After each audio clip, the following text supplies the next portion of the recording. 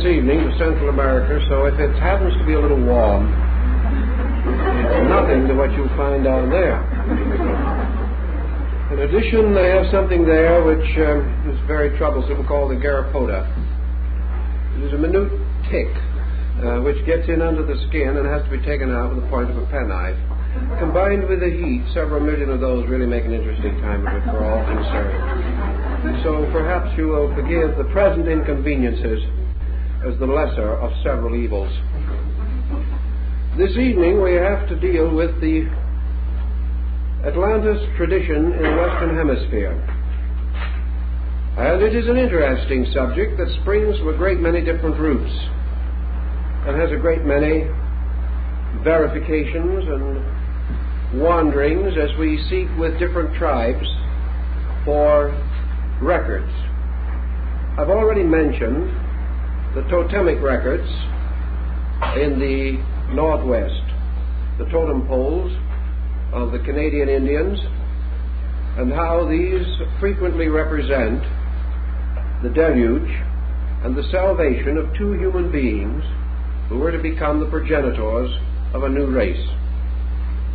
We find a similar record among the Atlantic coast Indians around the Cumberland Gap area, also further south among the Seminoles. In fact, nearly all of your Atlantic seaboard tribes have legends of one kind or another relating to the existence of a land directly to the east of them. In the original Indian version, Great Rabbit, who later became confused with another man in Longfellow's poem of Hiawatha, Great Rabbit, leaving his people, took a canoe and returned to the mysterious land of the east, the land that was east to him, out into the Atlantic Ocean. The Seminoles have their account of the land bridge. The old Cherokee people also have interesting accounts of these ancient times. And with the rise of the Iroquois League extending up into Canada, we see evidence that may possibly tie to the old explorations of this region by the Norse people, the famous travels of Eric and many other hardy adventurers of those days. We are interested, however, also in the fact that these legends drift a long way from the Atlantic coast. In fact, we find them in the Middle West and particularly our Southwest. The reason for the connection with the Southwest may be, and we say this may be very definitely, the gradual moving northward of records from the Nahuatl people to the south. In other words, the Aztec influence upon our Southwest American Indian tribes. So we'll take one or two typical examples because we cannot possibly cover all of the various accounts. Some 30 years ago, I brought up here to Los Angeles one of the last of the great Navajo medicine priests, Faustin Claw. He has since passed on, but he lived with me for several months and made a permanent record of certain of the early phases of his people's history, so far as he was able to restore this history. For he could only follow the traditional way of his people and say, this has been said, or it has been told, or this is the way our fathers knew it. There are no dates, there are no clear statements such as we might desire. But for centuries, the form of the sand paintings has been very carefully preserved. And it is notable even today that different sand painters, apparently with no direct contact with each other, when producing the same picture or the same symbolic purpose, produce work almost identical. There seems therefore to be a very strong traditional descent, and Carl Jung makes quite a point of this when he visited that area and studied these paintings in terms of his archetypal theories on a psychological level. Faustin Claw was perhaps one of the last and most enlightened of his people. And the Museum of Ceremonial Navajo Arts in Santa Fe today was built very largely to preserve the relics of his work, to keep in the form of permanent recordings his Sacred Chants and many other parallel works of interest, because it was firmly believed then and known now that this knowledge is disappearing almost entirely from the younger men. The original form of the sand painting, as you know, is made of sand with various colored ground stones and pigments, and it is the law and the rule that at sundown the paintings must be destroyed. It is said in the ancient times that they were drawn up in clouds by the gods, and with sunset the drawings, the clouds, disappeared. Through the courtesy and kindness of Hosteen Kla, however, he was willing to make, and did make, a whole series of permanent paintings, drawing them crudely in his own way with the simple materials of a child, but nevertheless preserving for us a truly authentic record of the designs involved in these paintings. I asked him at that time to tell me as much as he could about the beginnings of his people, and where, according to the legends of the general region, his nation came from. He said that he could only give us the legends. He had an interpretation of his own, but he did not know whether it was correct or not. He suspected that perhaps some of the progenitors of his tribes had lived somewhere below the rim of the Grand Canyon, that they had chosen to live far down in this difficult region because it gave them certain protection from their enemies, and they could place their little villages and communities in almost inaccessible localities. He believed perhaps that the legend that his people came out of the earth might have originated from some such a source, but the story is substantially this. At a time long ago, but before the sun and the moon came above the earth, the peoples, the Indians, his tribe, he knew no other Indians except those of the Southwest, these peoples lived under the earth. The sun, the moon, and the stars were under the earth with them. They lived in a strange subterranean region, and instead of being lighted by the kind of lights that we know, it was lighted by 4 mountains. And these 4 mountains were at the 4 cardinal corners of the world. And these 4 mountains produced the seasons and the times of the day and all the changes that come in the natural course of a year. These mountains mysteriously rose and sank like suns, bringing with them various lights or changes of harvest and things of that nature. All his people lived there very happily, and everyone was well fed. There were no wars, there were no evils, there was no sickness, and the peoples lived for a great length of time.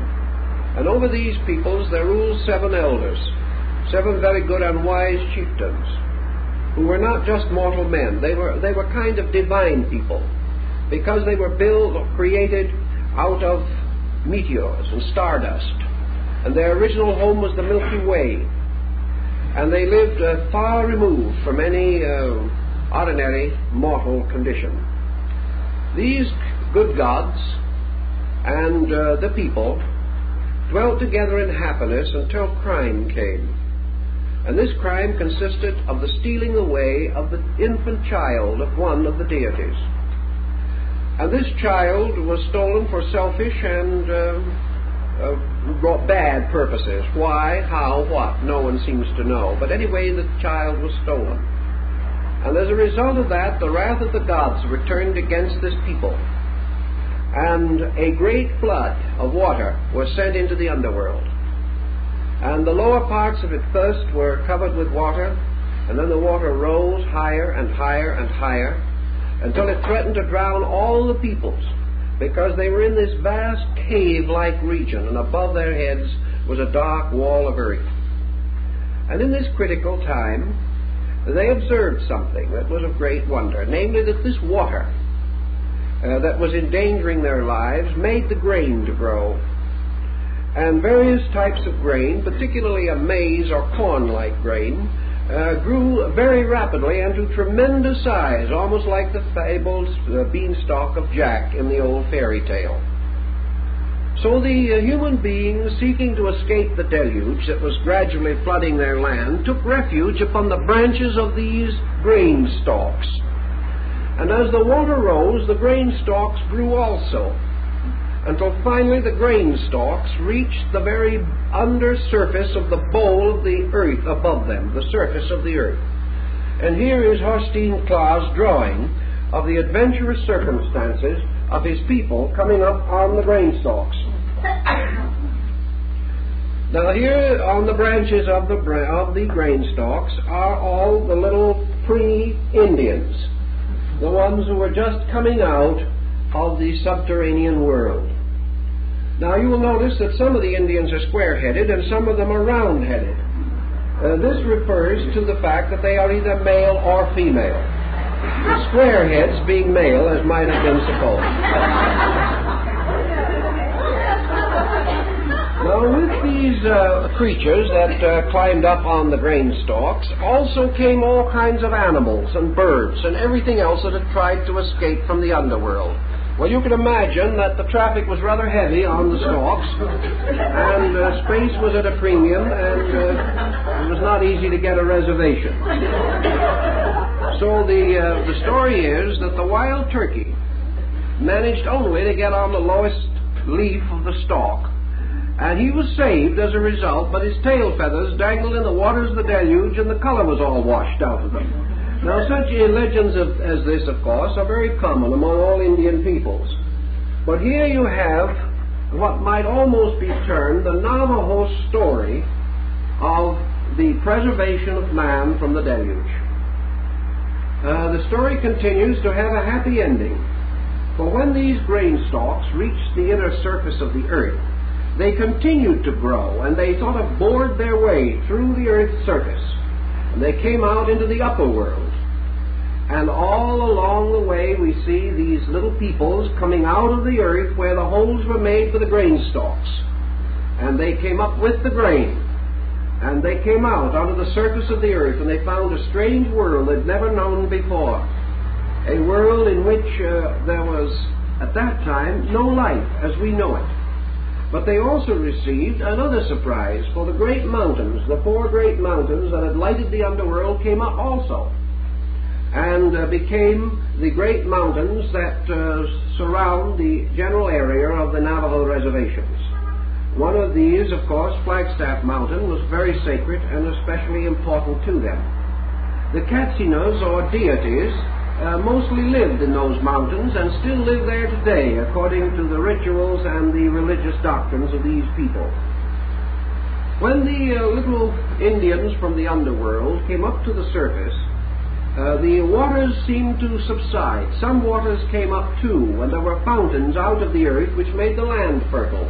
And the waters from the underworld made it possible for them to create gardens and land on the surface world.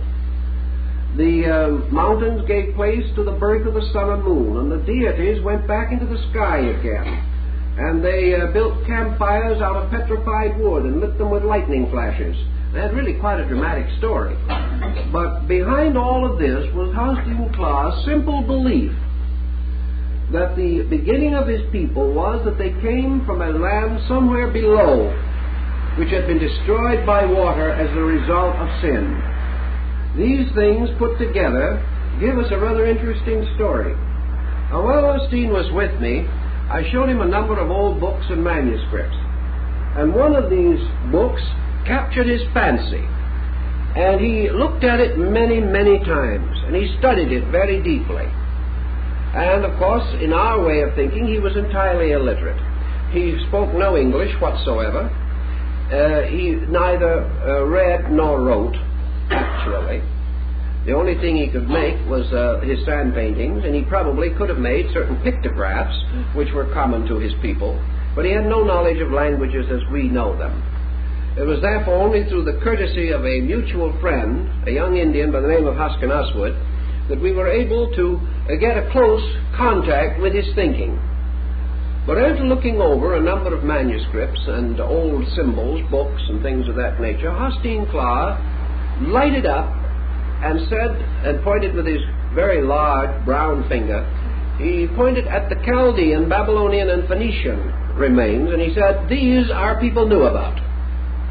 He said, "I do not know what they knew. I do not know how they found out. But these different symbols and designs, according to him, he said, they touch something inside, deeper than memory, something that goes back beyond my people.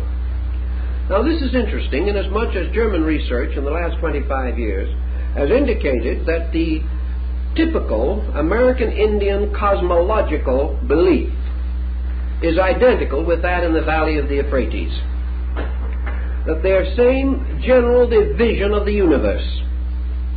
Although, of course, it's hard to say the American Indian any more than it is easy to say the Egyptian. The Egyptian culture is divided into more than 50 major branches.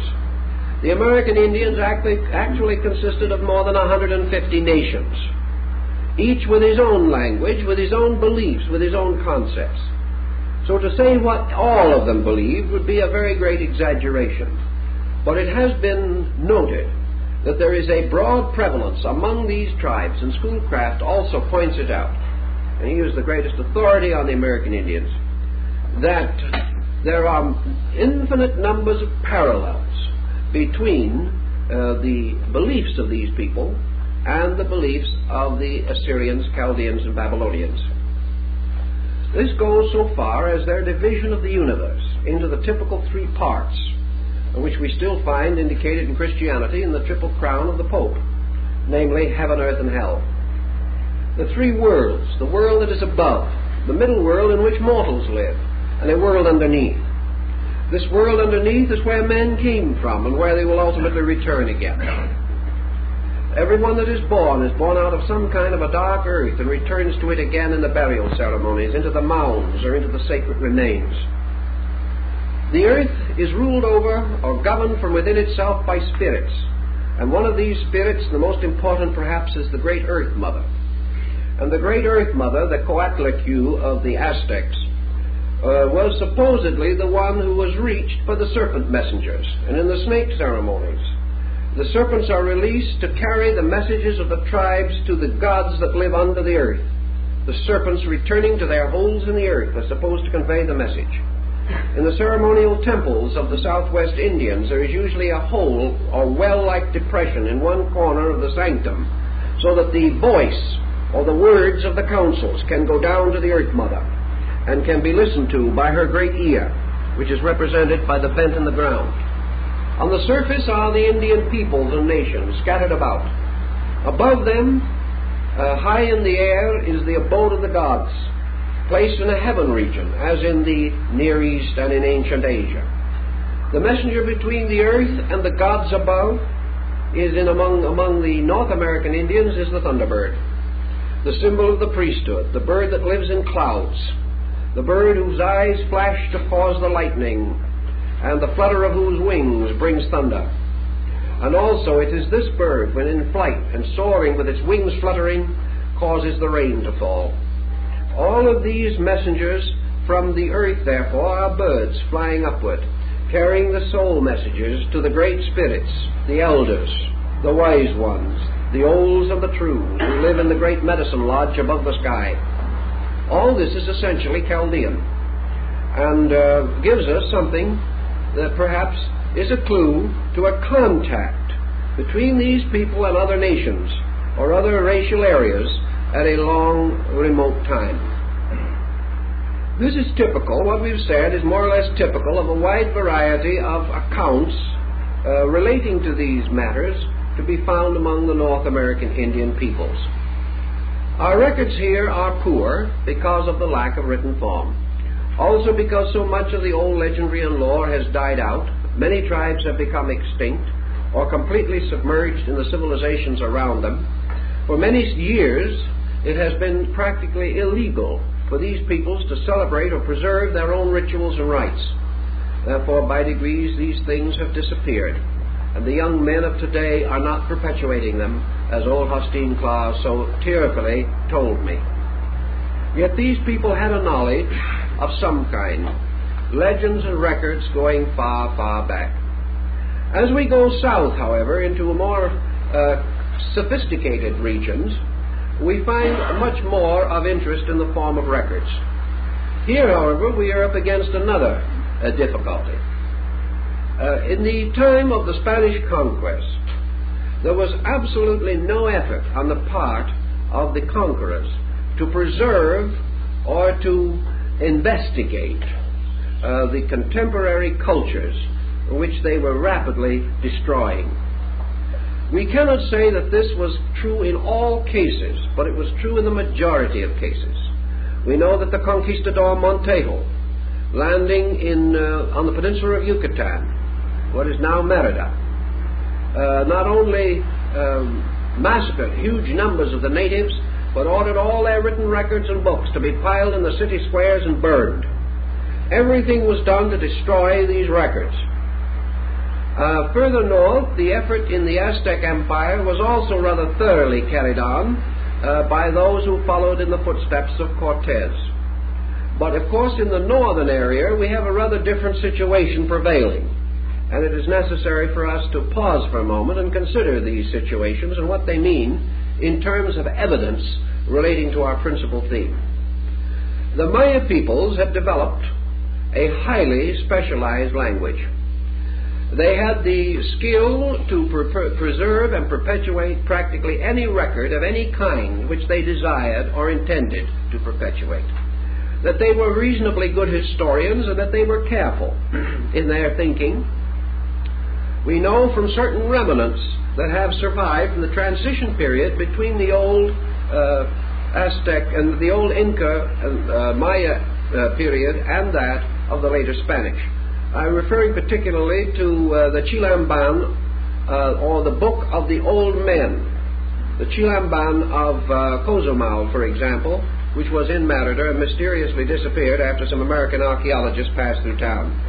And what happened to it, we're not saying, but the book is gone. But it was a record of the origin of their people, as best as they could preserve it. But it was incomplete due to the difficulties imposed by the conquest. In the first place, it is probable from what we can learn today that the art of writing was held in the keeping of the priests, of the elders, of those who were custodians of great knowledge. The ordinary Indian peasant, the commoner, did not possess this knowledge so far as we can learn.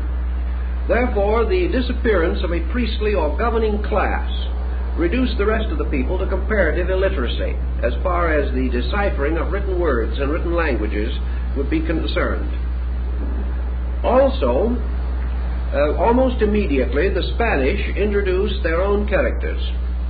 And we have a polyglot situation arising that is quite remarkable and has continued to this day. The Mayas of Yucatan, Guatemala, Honduras, and other areas still speak their ancient language, but they write it in Spanish letters. They cannot read their glyphs, and they haven't the slightest way of associating the ancient monumental inscriptions with the words that they are daily using. They just do not know, and groups of them visit their ancient monuments with as much curiosity as any foreign tourist. They do not have the records, or if they have the records, as has been suspected, they are certainly keeping them to themselves. They are not telling anyone. The Archbishop Landa, who was in many ways a sincere churchman, a very intolerant ecclesiastic, but likewise scholarly, made an effort to discover or create the equivalent of a Rosetta Stone to bind the Spanish forms with the ancient Maya glyphs. He created an alphabet of 33 characters, having certain sound equivalents and certain distinct meanings. And he has left this as what is known as the Landa alphabet. Now, the Landa alphabet is certainly composed of figures and symbols similar to those found in the ancient Mayan inscriptions. The only difficulty is you can't read the inscriptions with his alphabet. The final point appears to be this, that Landa took certain glyphs that were phonetically similar to the Spanish word or letter sounds. From these he formed a phonetic alphabet, probably following in part a rule which these Indians themselves used. Therefore, he could write in their glyphs sounds which they could pronounce, and use these sounds as a means of teaching them Spanish. Very complicated situation, which perhaps gave great courage to the missionaries, who are said to have been able by this means to introduce the Indians to the phonetic sounds of the Mass, but it did very little in terms of restoring the ancient writings and the ancient knowledge. Perhaps the most valiant person in this entire muddle, as far as records were concerned, was Father, or the monk, Fra Bernardino de Sahagún. This man was the first, probably, Americanist. He came over with the Spanish conquerors. He came over to give his life to the service of the poor benighted heathen Indians. But he had not been here long before he suddenly realized that a tremendous culture was falling apart around him. He used his influence and finally was able to convince some of his superiors of the importance of preserving an adequate record of the life and time, the beliefs, the philosophies, and the histories of these Indians. He gathered together all the native help that he could get. He traveled throughout the Mexican area. He secured copies or made copies of many of the most valuable pictographic manuscripts that have entirely disappeared. He worked heroically, and he finally compiled a great work which contained most of the available information. This great work exists in 3 or 4 early manuscript copies, the most complete of which is the great Florentine Sahagún, kept in the Bibliothèque in Florence. And this has recently been subject to a completely new translation by the Museum of New Mexico. It has come out in several volumes, restoring the astronomy, the medicine, the science of these ancient Indians. For Sahagún, then, we must have a word of great praise, but unfortunately he was not concerned with Atlantis. He was, however, concerned with the origin of these people so far as he could trace it.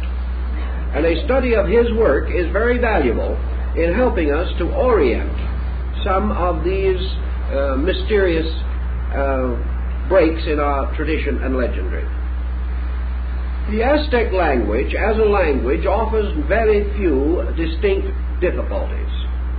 It is a language in a transition period, moving from pictographic into the syllabic form. It is a combination of pictographs and what might be termed true hieroglyphics, much as in the case of the Egyptian. These Indians, the Aztecs, had reached that platform in the development of their written form in which they had begun to compound words for various reasons and purposes, and to create hieroglyphical or pictographic representations of these compounds. They did this by the creation of composite creatures whose names had various meanings. Perhaps the simplest and most dramatic and most familiar of all examples of this is the name Quetzalcoatl. This word simply means feathered snake, and the glyph for it is a snake with feathers. Yet any Aztec seeing this combination of the feather and the serpent would not necessarily think of the feathered serpent. He would think of the two words, Quetzal and Coatl, and therefore be in a position to pronounce the name that this represented. They had done this by the gradual developing of compounds. They would take the head of a deer and place it on the body, we will say, of some other animal, such as a dog. This was then to be pronounced as a new word combination, giving the possibility of naming places or naming persons, and the possibility of placing over the head of an individual the glyph which would be pronounced as his name, a glyph composed of 2 or 3 other objects grouped together in an arrangement which would indicate which part was pronounced first, then the center and the final, or the beginning and end of the name. This shows the general degree which they had reached in the development of language. For the rest of the picture, their written forms are picture writing, of a somewhat more sophisticated nature, however, than that of our North American Indians. The Mayas, on the other hand, had passed entirely beyond the picture writing stage. They had moved into the true pattern of glyphs, and they therefore reached the point in which they illustrated manuscripts. They used the glyphs for the text and put pictures in just as we do. One of the hopes that we have of ultimately solving their language is the relationship between the glyphic description and the picture representing it. We hope that this may ultimately prove to be the Rosetta Stone. Dr. Gates of Johns Hopkins has done the most, perhaps, in the effort to decode the Maya glyphs. He is the authority for the statement that in comparison to any other existing language, the nearest parallel he has been able to find to the Maya writing is the Chinese. He does not, however, say that it is his firm belief that this writing originated in China. But he is inclined to think that a psychology of some kind, the type of psychological approach which affected the Chinese mind in the development of its written form, also affected whatever was the attitude behind the gradual rise and development of the Maya language. We have today, through the work of many men, one of whom, perhaps Mr. Willard, is quite well known, who lived for some years, part of the time at Chichen Itza, and helped Thompson in the dredging of the sacred well.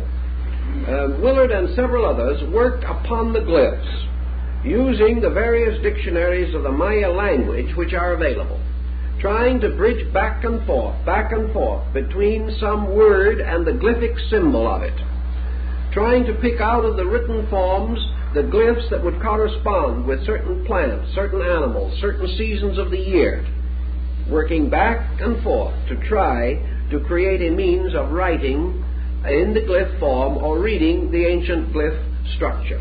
Through Spindon and Morley, we have been able to restore the Aztec numeration system and also the Maya. We know how they calculated time. We know the monumental and manuscript glyphs for the various great cycles. We also know their simple numerational system in which the dash or line represented 5 and the dot represented 1. Therefore, two lines, two horizontal lines with two dots under them, represented the number 12. This we also are able to restore from the Tonalamatl or the calendar system. Actually, therefore, we have very little knowledge of the ancient languages. And the question is as to whether we have any true key to the Atlantic language, to the language of the Atlantean people. We have no true key. I've seen in the last 35 or 40 years probably 50 examples of alleged Atlantean writing. Some of this resulting from psychic revelation, some of it from old and undeciphered inscriptions in remote places, some speculative reconstructions based upon other languages, and a certain effort to arrive at what might be termed a mother language by combining all known forms. This, however, has had somewhat the reverse action of Esperanto. It has become a kind of polyglot, which gives us no official security in believing that we have actually found their language. If we wish to assume that perhaps either in Egypt or among the Central American peoples we have a comparatively complete descent of the old writings, then it is possible that the Atlantean had a language somewhat similar or paralleling the Chinese, or the Mayan or Egyptian glyphic forms. These were a highly specialized, highly flexible type of writing, not cramped as we would think by pictorial limitation, but susceptible by certain markings of being transformed at any point into phonetics, so that names, dates, and places could be inserted easily, and by certain rules. A symbol could either be a letter, a word, or an incident or circumstance which corresponded with it. The great trouble has been to differentiate between the various usages, because we have no knowledge of their grammar or essentially of their punctuational system or any way of dividing and arranging their forms. We know that the Maya, for instance, created a verb out of a noun by adding a wing, giving the sense of motion or vitality to it. We know that the Aztecs usually represented motion with footprints, moving, directions of things, or the flights of arrows, the flights of birds, or anything that signified motion.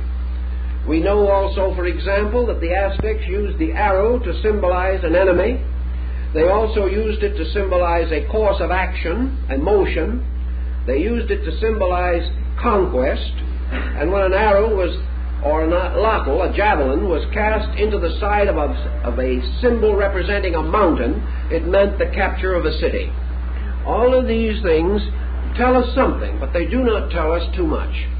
I have heard Mayan spoken, and it is a very beautiful and very musical language, a language which shows tremendous inflection and very subtle charm in all of the parts of it. The Mayan music is also a highly evolved and technical development within the structure of music. But we have very little information to aid us or direct us in our search for the origin of these people. And the great period of time which followed Fra Bernardino de Sahagún, very little was done until the 19th century, in which in the early part focus was drawn, or attention was drawn to this area by the Abbé Brasseur de Bourbourg, a French archaeologist, who perhaps was one of the first to move into the field with a strange transcendental background that you would not particularly associate with his theological structure. But he was the one who perhaps first and foremostly pointed to the Maya people and the Central American civilization as Atlantean. He was, I think, perhaps the first to dare to make so strong a pronouncement. And his pronouncement was backed with considerable scientific research. He was heavily criticized, as might be expected, and he did work under great limitation, for the reason that everyone has worked under a certain heavy, darkening cloud, the impossibility of restoring what the old Spaniards had destroyed, had left practically every thread broken, every connection shattered, and in addition to this had created such intimidation among the people that they had almost locked their own souls against any remembrance of what they themselves knew. There was a tremendous complex, a tremendous neurosis descended upon these natives, and they became practically inarticulate.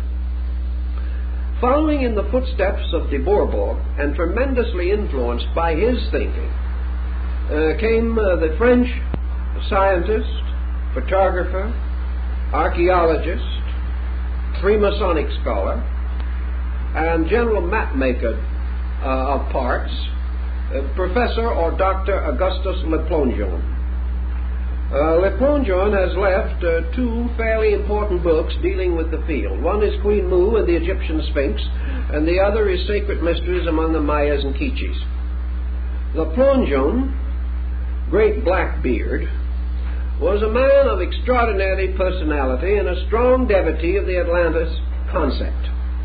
In fact, he tried in every way possible to popularize it. Le Plongeon has had the distinction of being the first man to go into the Central American area with a camera.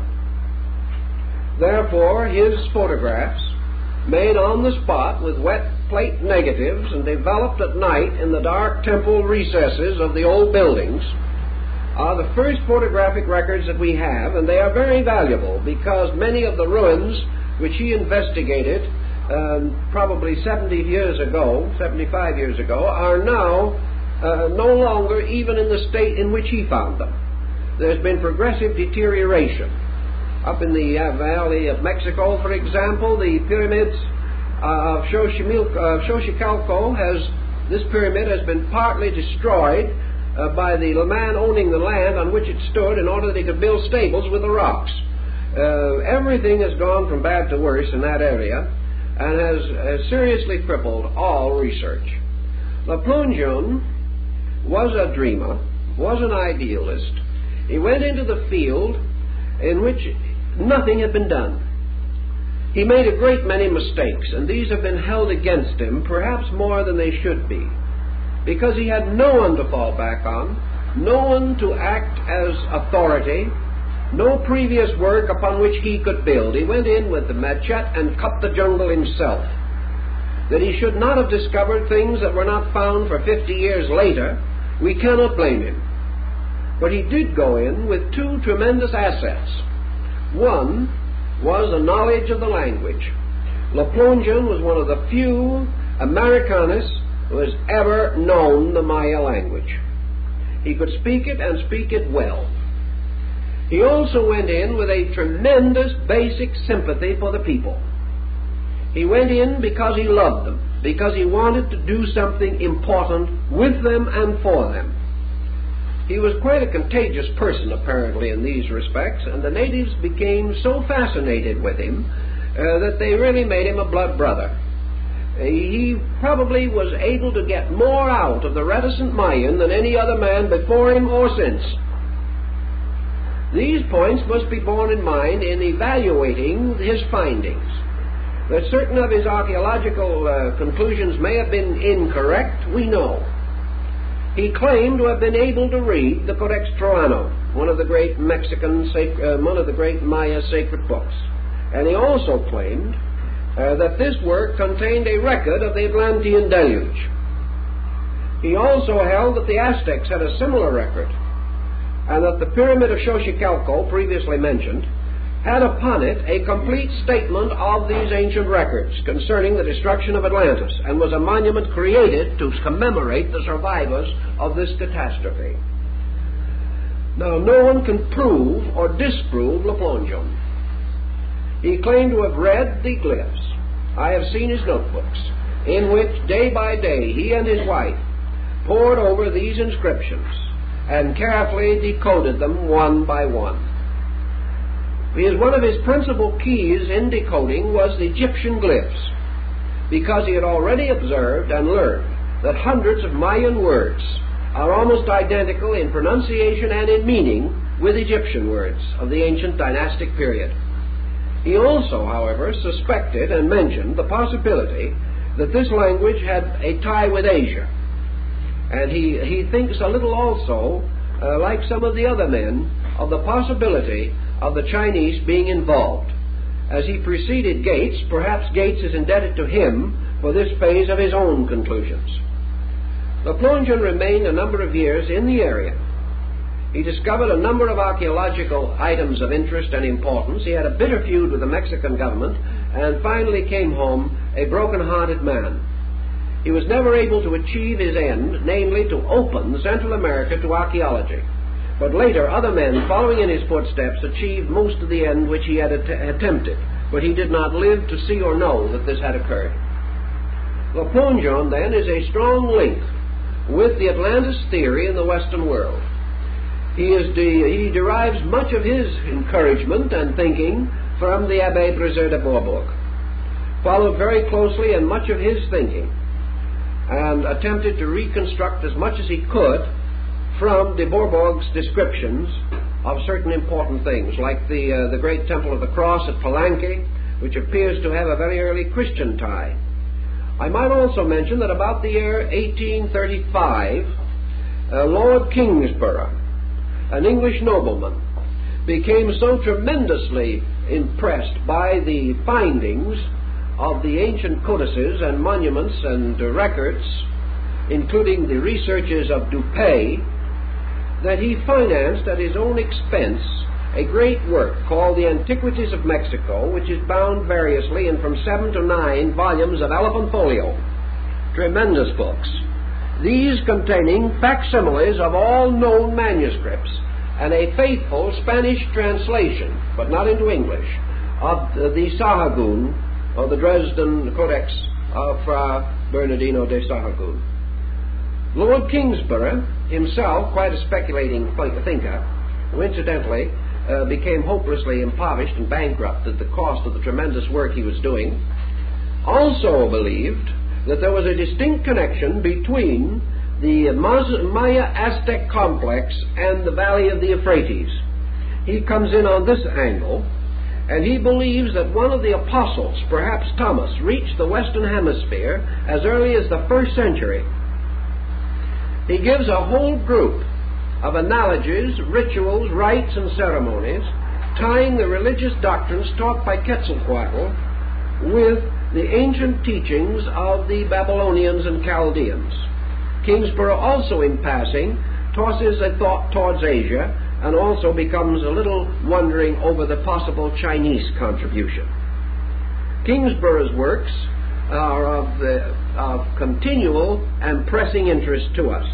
They comprise today the largest available collection of the great Aztec Maya manuscripts to be found in the museums of Europe. The Aztec manuscript group, called codices, is not particularly limited. Probably 200 or 300 or more, perhaps, are known to exist. The Maya group is extremely rare, however, and up to the present time, only 3 works are known to exist. We have one here in our library, which we hope will prove to be the 4th original to exist. Dr. Morley, who was the greatest expert on the subject, passed very favorably on our manuscript. But these manuscripts are extremely rare. They make up the only surviving literature of a great people that had libraries and everything of that nature. There is always, however, in remembering the Dead Sea Scrolls episode, there is always the possibility that more will be found. It was on these codices that attention concerning Atlantis gradually came to be centered by de Bourbourg, Le Plongeon, and Louis Spence of the British Museum. These men were all working on this particular theme, and they gave a considerable amount of literary space to it in the course of their lives. This also involved to a degree the thinkings of Ignatius Donnelly, who had already pointed in the direction of this Maya complex as a possible place for the solution of the Atlantic mystery. We told you before that there are certain remnants or relics relating to this subject that seem to have some importance for us. And I wanted to show you 2 of the highly controversial items because perhaps they will be of value. The homeland, or the place from which the Nahuatl people, the people of the Valley of Mexico, this would be in the Aztec area, trace their descent, is a mysterious spot which they call Azeland, or Atzeland. Now, in their language, this word does have certain suggestion of the term Atlantis, Azeland. They believe that they came from there, and here is one of the manuscripts, codices, in the Museum of Archaeology in Mexico City. This is the story of the wanderings of the Aztecs. That is the literal translation. A pre-Columbian pictograph work, translated from the original, which is in the Museum National of Mexico. This document accurately colored to facilitate interpretation, and the edition limited to 25 numbered and signed examples.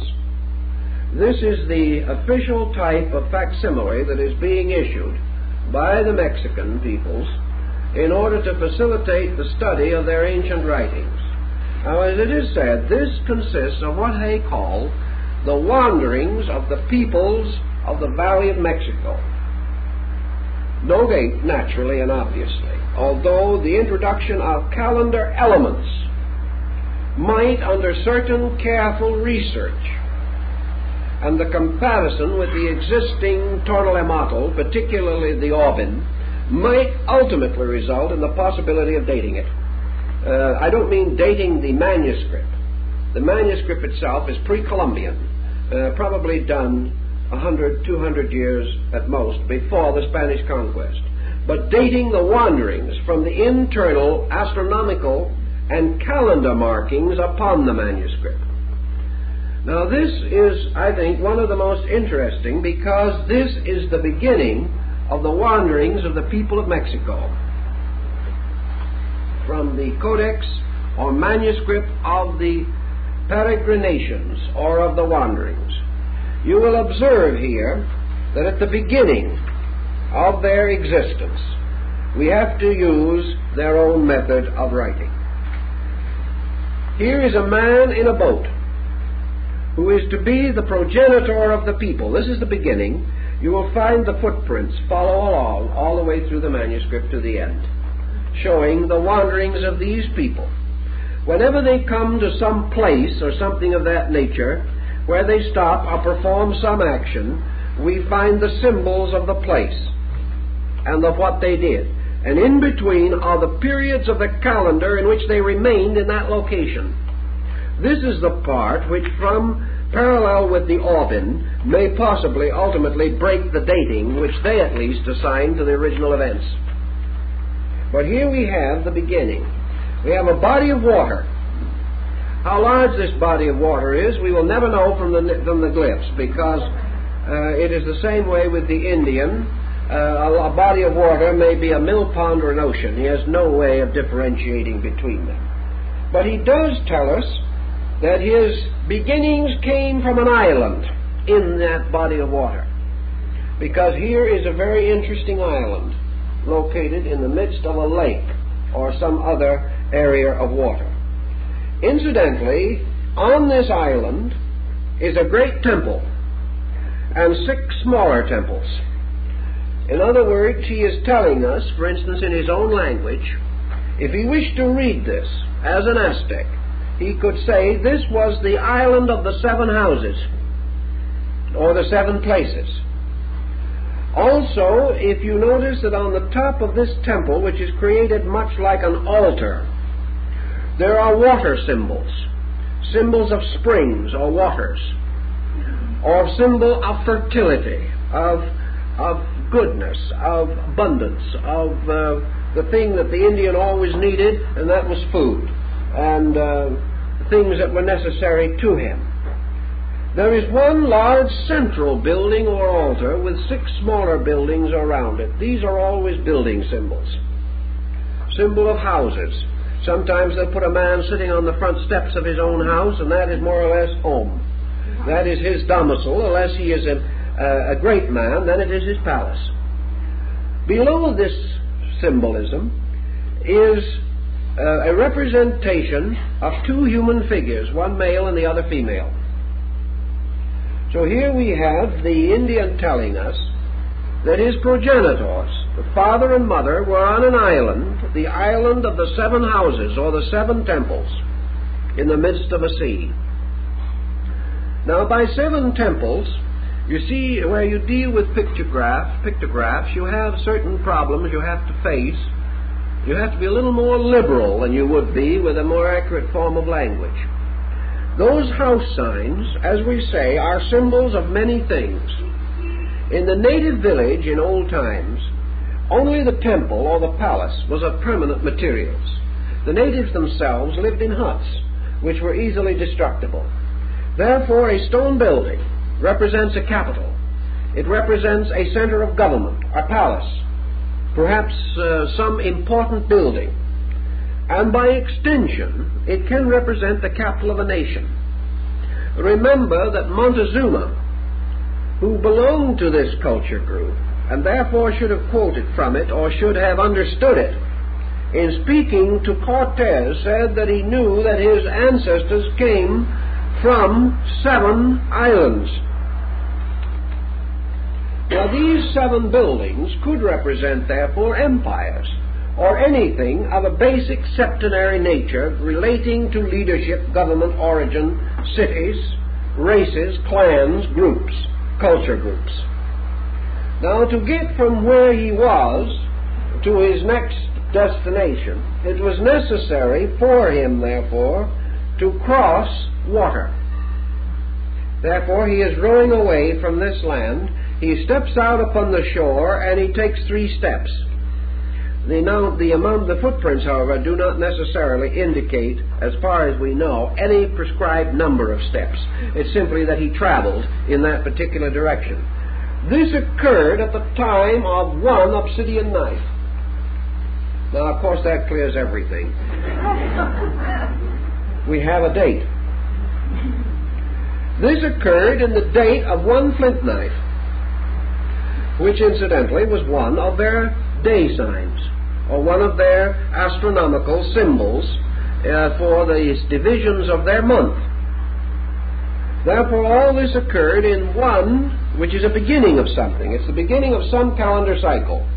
And it was in the beginning of the month or the day of the obsidian knife, which was later the sacrificial knife, and which also became later a deity, one of their most ancient gods being the obsidian knife, which was sometimes represented with human arms and had a very great importance for them. Now they went on a little time along the road here, and they came to a place. This is a place. Now this is not the kind of a place that one of these little houses is. This is a place in the sense that it is the area or land or tribal domain of a people, using a conventionalized form of the mountain symbol. This is an area. This is the land of somebody. We find in the Bible reference made to the traveler who came to the land of Canaan. This would be a land, a place, represented by a mountain. Now the name of this place we cannot completely restore, but we can give a certain amount of meaning to it. For this was the abode of the eagle man. This was the land of the eagle man. And if you remember in your Mexican history, the eagle man is still one of their most common symbols, a human face coming out of an eagle's mouth. This is represented here. Above this rises the sign of communication, of counsel, of discussion, and of certain treaties, pacifications, and various activities representing by these peculiar smoke signals or signs which rise out of this. And here we also find that they didn't stop, but they went on past this. And then we find the alignment of these peoples. 1, 2, 3, 4, 5, 6, 7, 8. We find 8 peoples now, forming the next act in this drama. We find them with their symbols of their nations and tribes, represented by the glyphs by which their names can be read, and that each one of them spoke, for words come out of his mouth, symbols of breath and air. And then they start out, and 4 of them travel. And these 4 are represented by their names up above, telling who they are and what they are.